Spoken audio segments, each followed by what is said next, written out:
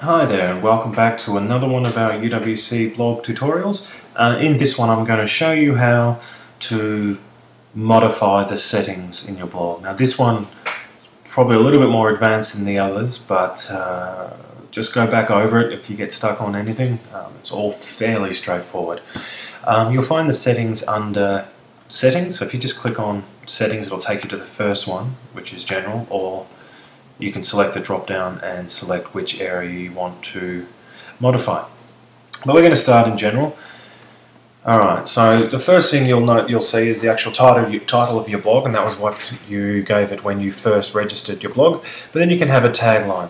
Now if we have a look at the blog that we first set up, you can see under the name of my blog there is just another weblog, which is the tagline.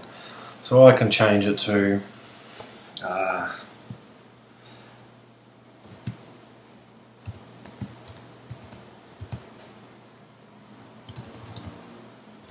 doesn't sound bad. Alright, and then we can change the email address that we've used to register it. Now if you do change your email, it will not be activated until you have activated the email that comes to the new address you use. So just remember that it will not be active unless you click on the link that will be sent to the new email address. Here you can select your time zone. By default it should have selected UTC +10, which is Australian Eastern Standard Time. You can then select the date format, time format, and when the week starts. Most of those settings will be fine by default and you won't really need to change them. So we click on Save, come up with Save Settings, and we can then move on to the next one, which is Writing. In the Writing panel is where you change a couple of the settings for when you're actually writing a post. So you can change the size of the post box. I generally set it to about 30 lines to make it a little bit bigger and not so squashed. And you can change the default category to whichever categories you've created. And same with the links if you're using different link category as well. Under the remote publishing, if you're using an external program to publish to your WordPress blog, such as Blogger or Windows Live Writer, for example, you need to enable the XML PRC checkbox, and then once you've done so, click on Save Changes. If you're not using it though, just leave it unselected. Again, click on Save Changes once done, and then we click on Reading. Alright, here you can change settings on how your blog displays. So if you wanted to show your latest post or a static page, and then you can select which pages you want to show or where you want your blogs to be posted. You can also modify how many posts to show on the home page and how many posts to show in your own RSS feed. So change those settings as you wish, and again, once done, click on Save. Now discussion is where people can comment on your blog, and you've got a couple of options that you can select here so that you control spam to a certain degree. We do spam control behind the scenes on the blog, but some things do get through and you've got to take an active role in monitoring your comments.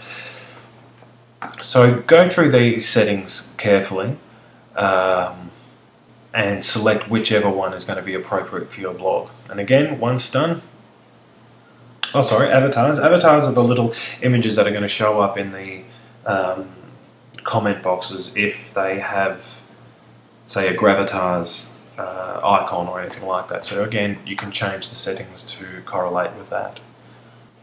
Media is anything from images to video, anything that you upload to your blog. And then here you can change the default thumbnail size, the medium size and the large size. So generally just leave it as is.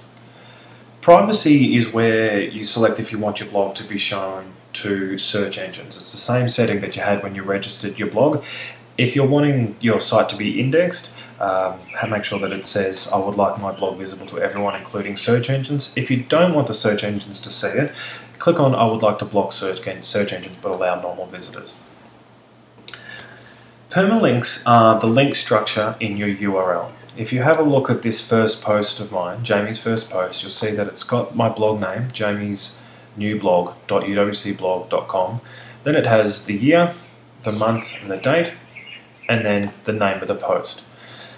That is so it is human readable. Instead of just being a whole bunch of gibberish and numbers and letters, it makes it easy to see. So you can change that setting. By default, that's how it's set up to view. The date, the year, the month, and then the day, followed by the post name. If you're not too sure about custom permalink structures, probably best to leave it as the default. But if you are a little bit more adventurous, you can have a look at the tags available on the WordPress Codex and create your own custom structure. Delete blog is fairly straightforward. It will delete your blog. The content is removed from the database. It is gone. If you do check this checkbox and hit delete my blog and then come and ask for us to restore it, we cannot. It has been removed and the backup will be overwritten because it was a decision by you to remove the blog. So be very sure if you want to delete the blog. And the admin bar. The admin bar is this bar up the very top here. In WordPress MU you can actually have it display on the main site or just the admin area, or both the main site and the admin area to logged in users. So it gives you the ability to post even whilst viewing your blog. So if I click on my site, save changes, it'll now show this bar on my blog when I post. So they're the settings. Again, be careful with what you do and change in there, especially in the permalink settings. A bad permalink structure will break your website. But dig in, have a good look around and enjoy playing with your blog. Thank you.